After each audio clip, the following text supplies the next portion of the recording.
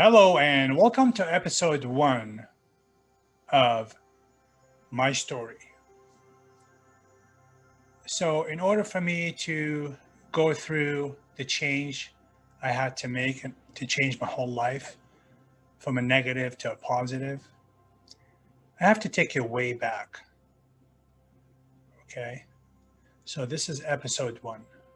I'm going to do episode two, three, four, so far and so forth until I get you to the part where I made the change and how I made it. So, let me take you way back to my upbringing. I was raised by a very loving mother. My father was never there, he was always working, a workaholic, but also a womanizer, as I later found out as I grew older and started noticing things. Left home at a young age. Education was instilled in us. You got to go to school, you got to go to college, you got to graduate with a good degree, doctor, lawyer, engineer, whatever. At 18, I found out that when I was going to college, I found out that my ex girlfriend at the time got pregnant. So we had already broken up, but I came back to do the right thing because that's how I was raised. So we had a home. I went and got myself a really good career job. Started as an assistant manager for a restaurant company back east. I was in Boston, and then I became the general manager, and I kept getting promoted as I was going to school 2 nights a week. By 1985, I was about 2 months away from graduation, and my company has offered me a really good junior VP position in the marketing department at the headquarters of this corporation, which I had accepted. A very good paying job. It started at 92,000 plus a car, plus expense account, all the benefits of an executive. And remember, I was only 22 years of age, barely. I had not yet turned 22. I was still 21. I come home one day and my girlfriend is gone, and she took my daughter with her, who was 3.5 at the time. And I kind of lost it. And within 2 months, I resigned, took my stuff, and decided to move to California to pursue my bodybuilding career. And I also, and you're going to laugh, but it's the truth, I saw Scarface. And now I threw caution to the wind and I said, you know what, I'm going to go and compete in bodybuilding, and I want to become Tony Montana, basically the main character of Al Pacino's character in Scarface, which was a high-level drug dealer. And this is when I started my criminal career. Got to San Diego, started hanging out with the crowd from the gym, started working at a nightclub, and within 6 months, I was rock and rolling, and I saw cocaine for the first time, and I started selling it on a smaller scale and kept getting bigger and bigger and bigger. And this is just the way I am. I always want to scale everything I do. It's never enough, just one or two. I have to have 10 and 100. So never thought about the consequences, never really cared. I just was having a great time with the ladies. I had a great time bodybuilding and being in that lifestyle and the beach and the fast cars and convertibles and fast women. And never thought there was anything wrong with me selling poison to some of them were acquaintances, some of them were friends of friends, some of them were business associates. It didn't matter to me because the end justified the mean, and all I wanted to do was make a lot of money and be the man.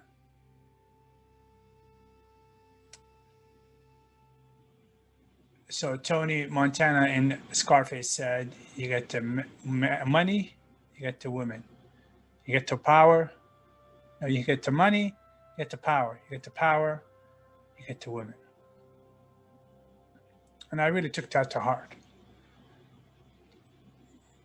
So I got arrested the first time in 1988. My girlfriend at the time was a stripper, and she was stashing coke at the house. And she had a conversation with an ex-boyfriend who happened to be a veteran of the San Diego PD detective. And he decided to take it upon himself to raid my house. Anyways, went to jail, didn't care, got out, did it again, and kept going, and kept getting bigger and bigger and bigger, and make more and more and more and more. So it was a transition where I never even consciously, I was not self-aware to think about my actions, my consequences, never processed that, never analyzed that.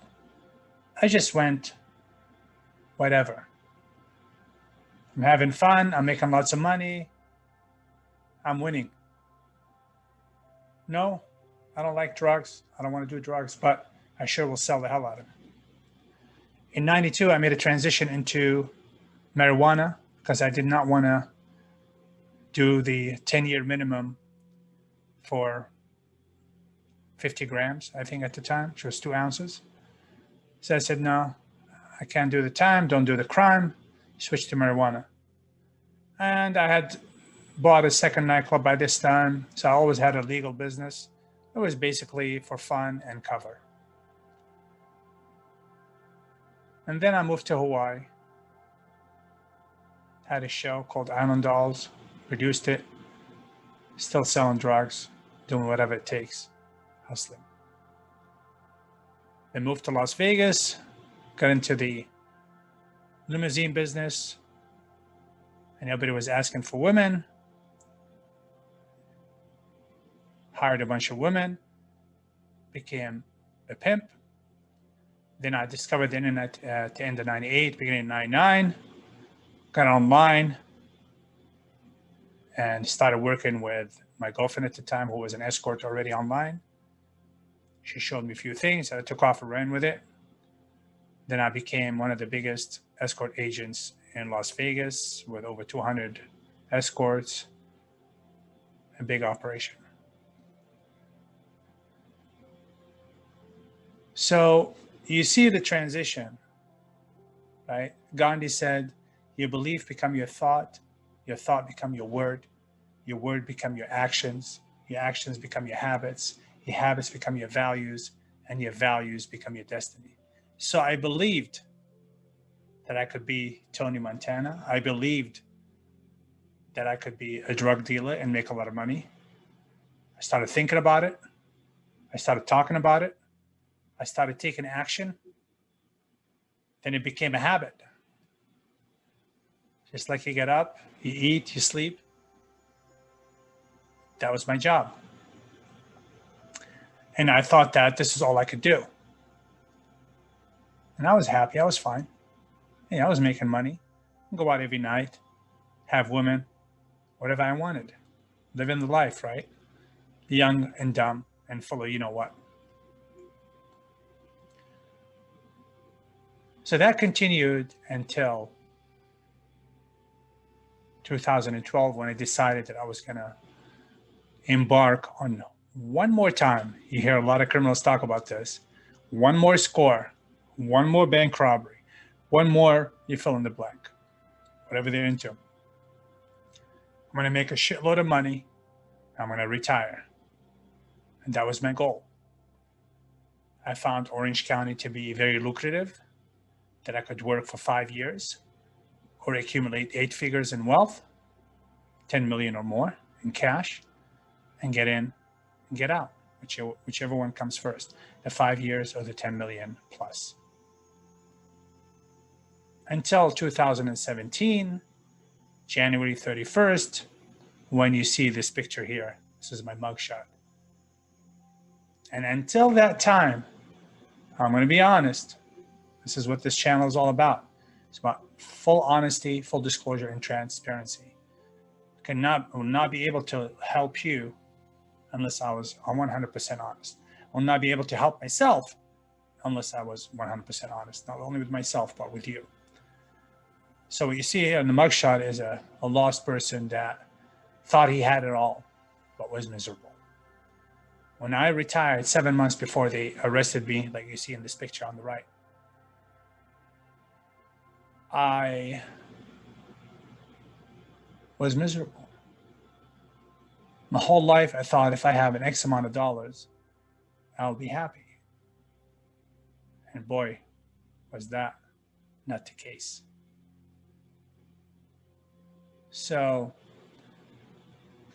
I just wanted to cover in this episode the transition between me being a law-abiding citizen to an outlaw, and how that culminated into finally looking at almost 100 years in prison.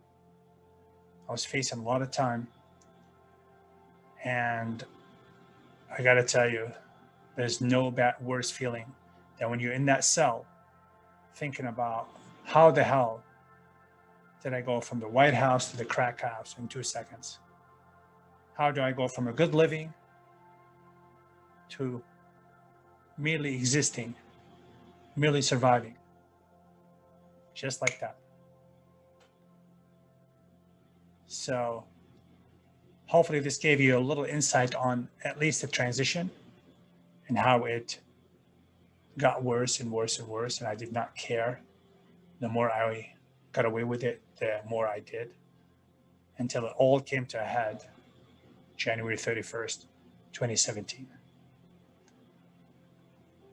Hope you enjoyed episode 1 of my journey. Please tune in for episode 2.